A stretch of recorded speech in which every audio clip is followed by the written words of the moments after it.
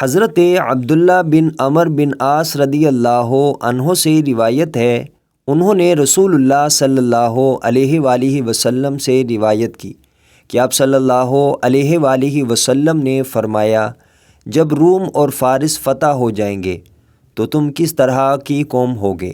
حضرت عبد الرحمن بن عوف رضی اللہ عنہ نے کہا، ہم وہی بات کریں گے جس کا اللہ نے ہمیں حکم دیا ہے۔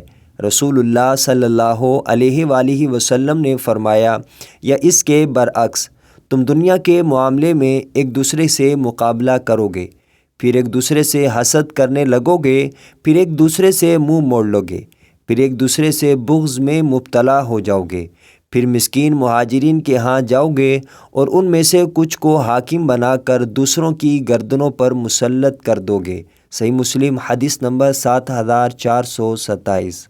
حضرت سعد بن ابی وقاص رضی اللہ عنہ اپنے اونٹوں کے پاس تھے کہ ان کے بیٹے عمر بن سعد ان کے پاس آئے۔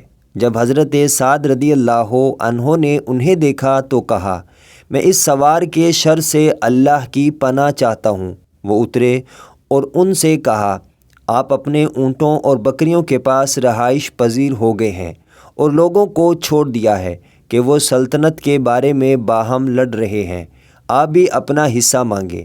حضرت سعد رضی اللہ عنہ نے ان کے سینے پر ضرب لگائی اور کہا، خاموش رہو، میں نے رسول اللہ صلی اللہ علیہ وآلہ وسلم کو فرماتے ہوئے سنا ہے، اللہ تعالیٰ اپنے اس بندے سے محبت رکھتا ہے جو متقی ہو، غنی ہو، گمنام گوشہ نشیں ہو۔ صحیح مسلم حدیث نمبر 7432۔